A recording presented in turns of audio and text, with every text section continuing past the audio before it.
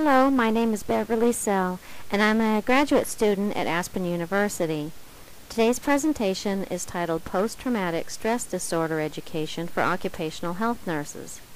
In addition to this presentation, a packet is available by email that includes a toolkit of things that may be of use to you as you work with employees who are experiencing PTSD symptoms. Before we begin, I ask you to consider the statements made by these two people who are dealing with PTSD. I was once a very proud and eager to fight Marine. Having served 5 tours, I'm now dealing with the horror of war and death. I love my country, but I don't think we should be so eager to send 18-year-old kids into war. The pain and the memories will never go away. I wish I could sleep one night without nightmares. Anonymous. I did not kill, I saved the enemy, the civilian, the comrade, the children. They died in my arms, and I saved the ones who killed my comrades. Now my nights are consumed by horrors not seen by the normal ER nurse. Anonymous. The goal of this presentation is to provide information about post-traumatic stress disorder, its history, symptoms, underlying concepts, diagnostic features, treatment, prevention, and available resources. PTSD is a major life-altering disorder that strikes many people who survive traumatic experiences. The learning objectives for this presentation include being able to identify and describe diagnostic features of PTSD, identify and describe treatment options available for those experiencing PTSD, sharing at least 2 referral resources available to employees with PTSD, and to be able to develop a plan to integrate stress reduction tools into practice. Before we talk about PTSD, it's important to first consider trauma itself. Trauma can be defined as an event that is outside the range of usual human experience and that would be markedly distressing to almost anyone and is usually experienced with intense fear, terror, and helplessness. In some cases, indirect exposure, which is learning about or witnessing a serious threat or harm to another person, also qualifies as a traumatic event. And at least half of all Americans experience trauma during their lifetime. Almost 61% of men experience a severe trauma, 51% of women do the same, and over 25 Americans have experienced more than one traumatic event in their lifetime. Examples of trauma include serious threat to life or body, serious threat to someone's child, children, or spouse, sudden destruction of one's home, seeing another person who has been or is being seriously injured or killed as a result of an accident or some kind of physical violence, and sexual assault. And interestingly, there are differences in trauma according to gender. The most prevalent events for men involve witnessing someone being injured or killed, being involved in a life-threatening accident, or being threatened with a weapon. And the most prevalent traumatic events for women are being involved in a fire or natural disaster, witnessing someone being injured or killed, being in an accident, or being molested. These types of trauma are often a source of PTSD. Most people who experience a traumatic event will have reactions that may include shock, anger, nervousness, fear, and even guilt. And these reactions are common, and for most people they go away over time. But for a person with PTSD, these feelings continue and even increase, sometimes becoming so strong that they keep the person from living a normal life. PTSD is not a new phenomenon. In fact, it's been around for a while, just it's been called different names. Writings from ancient Greece actually reveal that following traumatic events, people in ancient times experienced symptoms similar to those that we see today. Because war presents such extreme conditions, PTSD-type symptoms were really first noted in soldiers.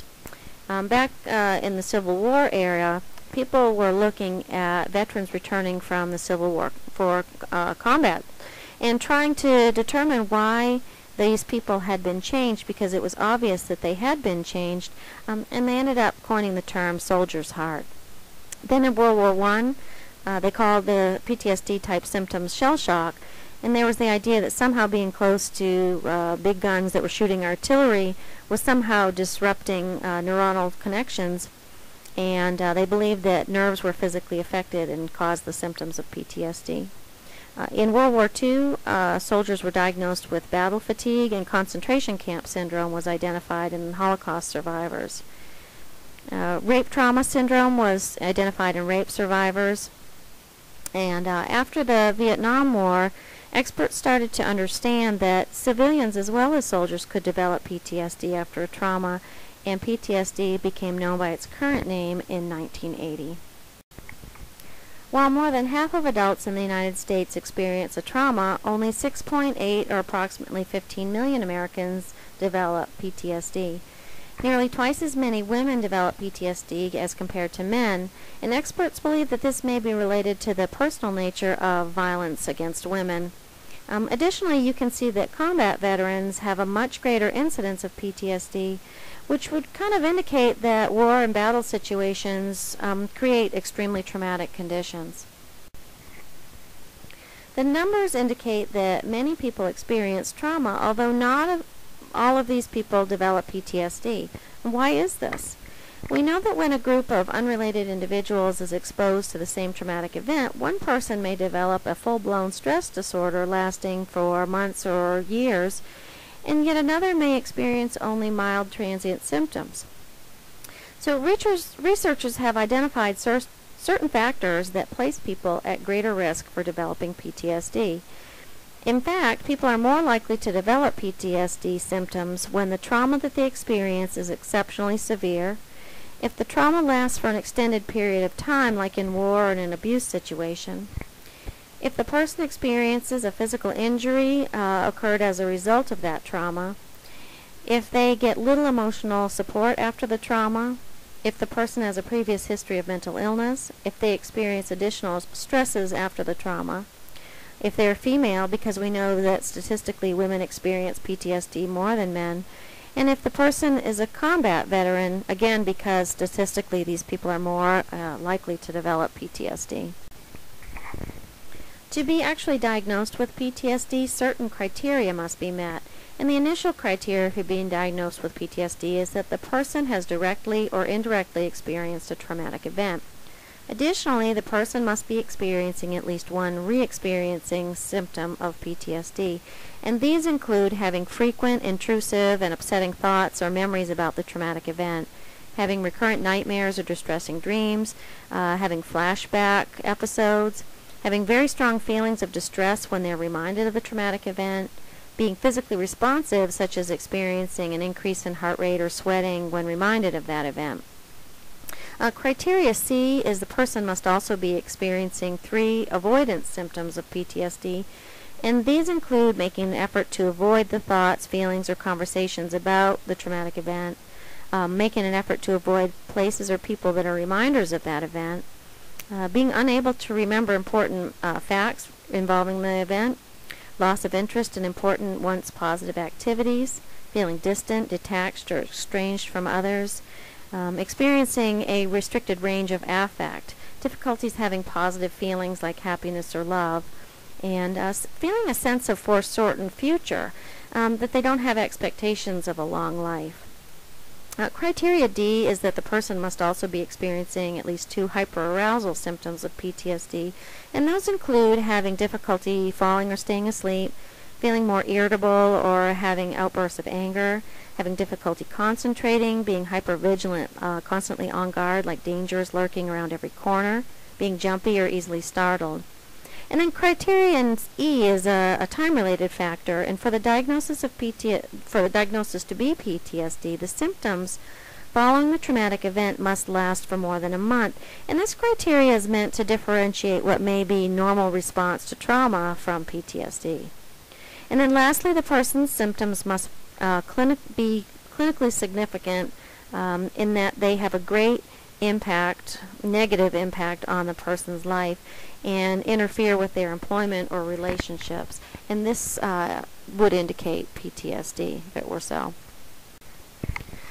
Many people experience acute distress following a trauma, but eventually they adapt. People with PTSD continue to experience extreme reactions even after the threat is no longer present. We understand that certain people are at higher risk to develop PTSD, and other people seem to be less likely to develop PTSD. They seem to have a certain level of resilience. And resilience is the ability to maintain normal functioning despite adversity. Resilience factors that may reduce the risk of PTSD include seeking out support from other people, such as friends and family, finding a support group after a traumatic event, feeling good about one's own actions in the face of danger, having a coping strategy or a way of getting through the bad event and learning from it, and being able to act and respond effectively despite feeling fear. So once it's determined that someone is experiencing PTSD, how do we go about treating it? Most all therapies for PTSD involve teaching people techniques for how to react to frightening events that trigger their PTSD symptoms and to develop ways of coping. There are several proven therapies that I would like to take a few minutes to discuss. The first category is trauma-focused therapy, and that includes cognitive restructuring, which is a short-term treatment that helps people understand how the trauma has changed the way they think. And this is important because people who have been exposed to a traumatic event often have incorrect thoughts that will haunt them, and these thoughts play a major role in their distress. They may feel guilt or shame about things that are not their fault. And a therapist will help people with PTSD look at what happened in a more realistic way, because once you change the cognitions, you change all that emotional baggage and the symptoms that go along with it. Exposure therapy helps people face and control their fear, and it exposes them to the trauma that they experienced in a safe way. It uses mental imagery, writing, or visits to the place where the event happened. The therapy focuses on feelings, the panic, fear, and anger and anxiety that arises as a result of the traumatic exposure and following exposure to the traumatic reminders. It helps patients learn that reminders of a trauma don't have to be avoided, that a memory of a rape or the memory of a combat scene can't kill you or harm you, and that distinction is something that is often not apparent to someone with PTSD.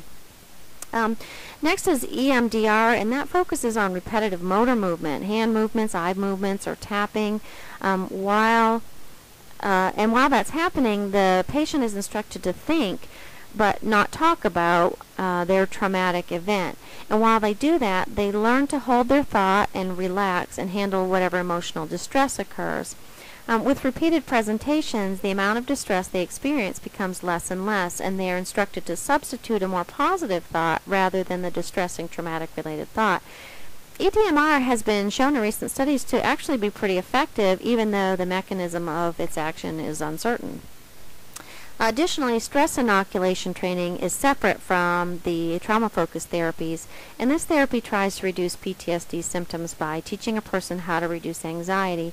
It's somewhat like cognitive restructuring in that the treatment helps people look at their memories in a healthy way.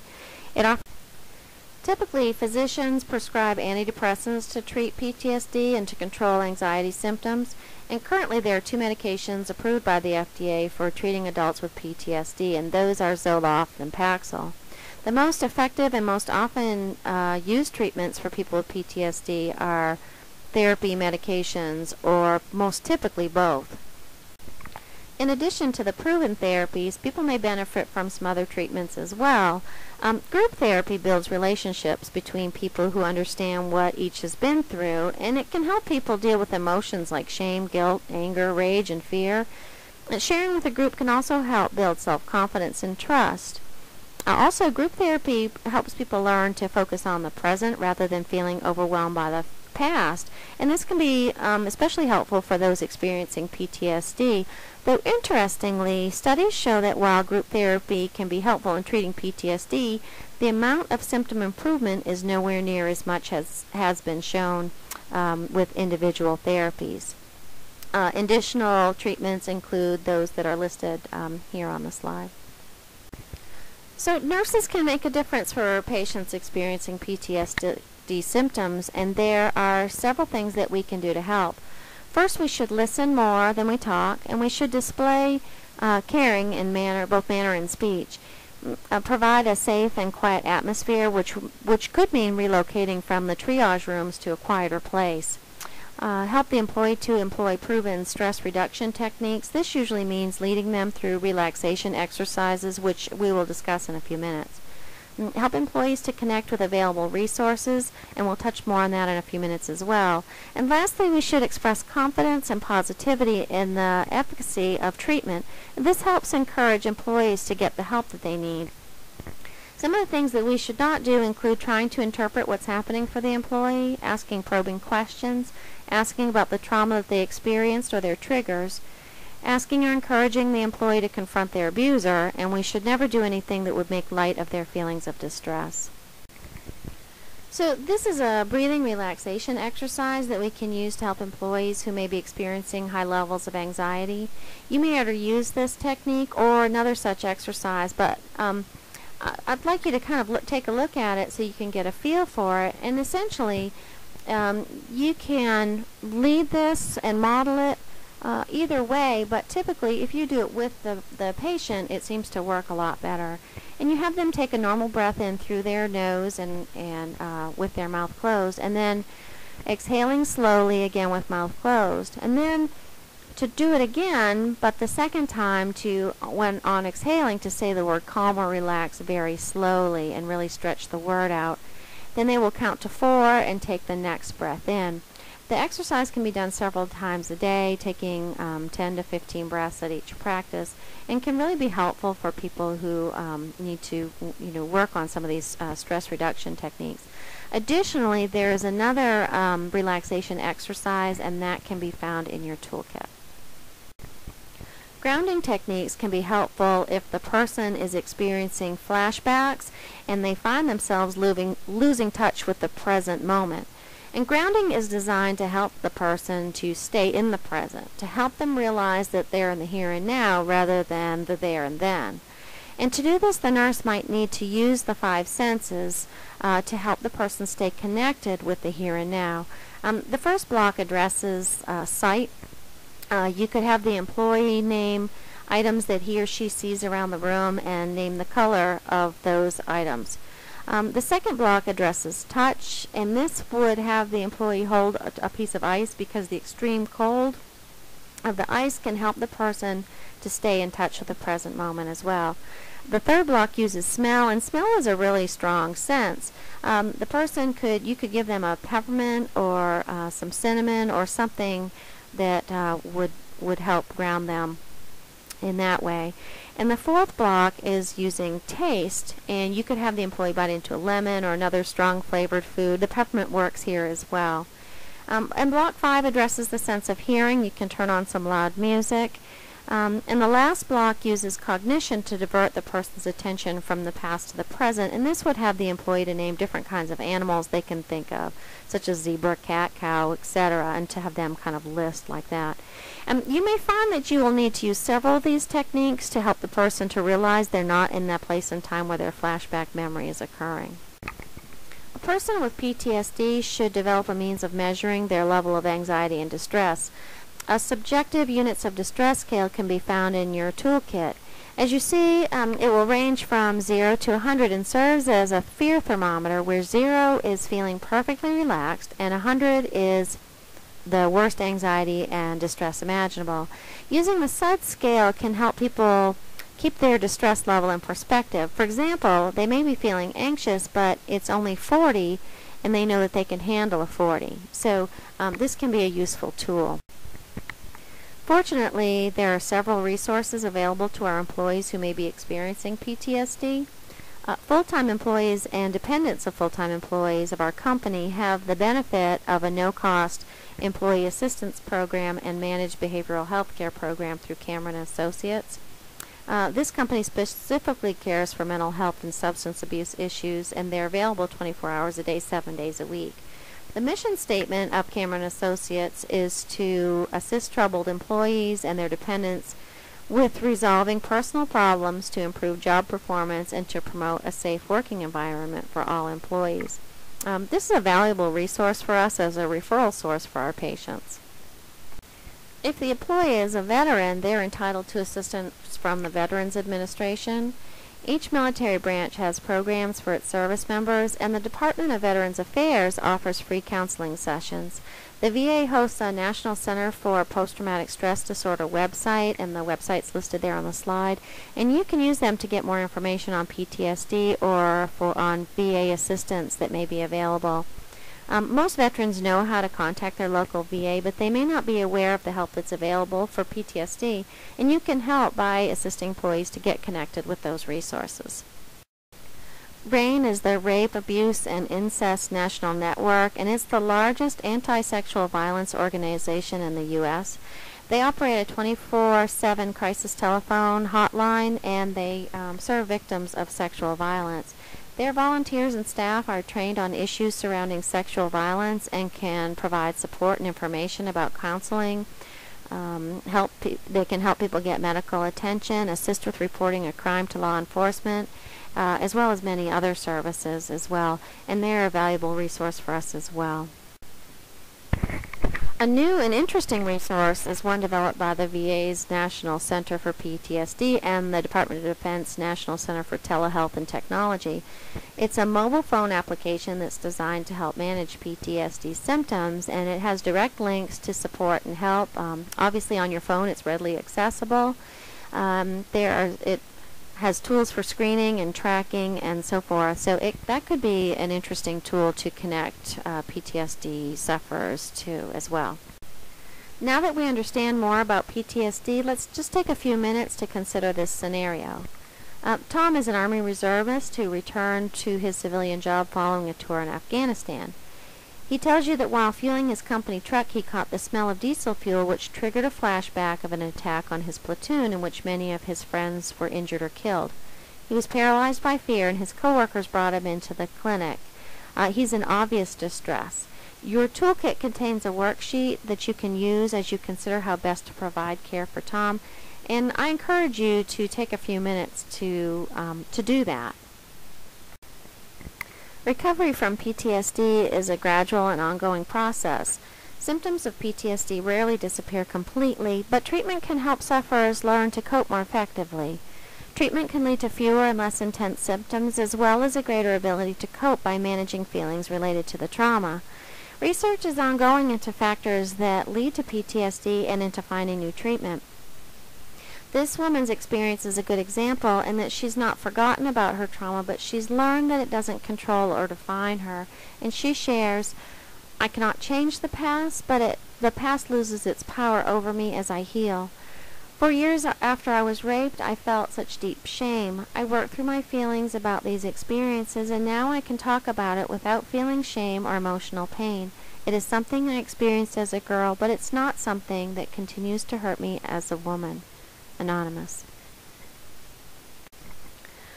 I hope that this presentation has been informative for you and has included ideas and techniques that you can use in your practice. Also, please remember to complete and submit the evaluation forms included in your packet. Thank you so very much.